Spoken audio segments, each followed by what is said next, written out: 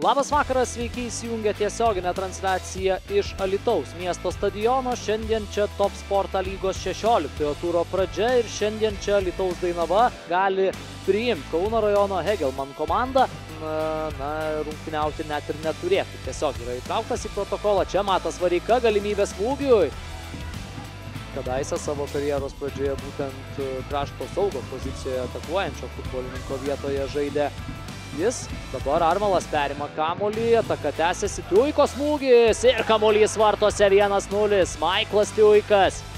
Bravo jam, tikslus smūgis į apatinį vartų kampą ir šį kartą jokių šansų Volodimirui Krinskiui. Ir Maiklas Tiuikas, iš dalies išperka savo kaltę, kad praėjusio turo rungtynėse su Telšių Džiugu neįmušė įvarčio ir neišnaudojo fantastiškos progos, kurią jam sukūrė Matas Vareika, o dabar visiškai. Tiesa, Dainavai kamuolio užvaldyti nepavyksta. Dabar Ribeiro. Bošnekui šis labai gražų perdavimą atlieka ir Maiklas Tiuikas. Bošnekas užsitaiso smūgį iš toli ir šio perdavimas.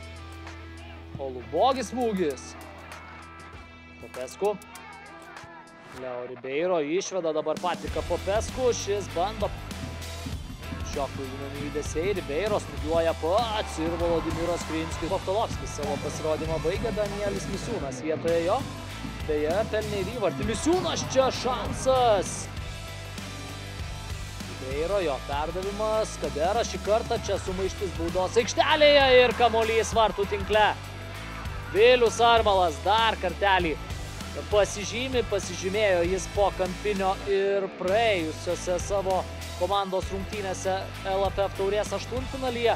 Po kampinio siuntė kamuolį galvą jis į Plungės Babrungo vartus. Dabar Vilius Armalas pasinaudoja tą sumaištimi baudos aikštelėje ir, iš esmės turbūt reikia sakyti, kad jau deda tašką. Hegelmann savo ruožtu, kaip ir minėjau, pergalės atveju atstumą iki Vilniaus Žalgirio sumažina viso labo iki 5 taškų. Čia Kaderas, dar galimybė. Dar bandys atlikti perdavimą, tą ir padaro ir viskas. Tai yra viskas. Mindaugas Jackus skelbė apie rungtynių pabaigą. Rungtynės yra baigtos rezultatu 2-0 ir Kauno rajono Hegelmann komanda iškovoja dar vieną pergalę Top Sporto lygos čempionate. Kauno rajono Hegelmann komanda toliau išlieka turnyro lentelės viršūnėje ir nusileidžia tik Vilniaus Žalgiriui.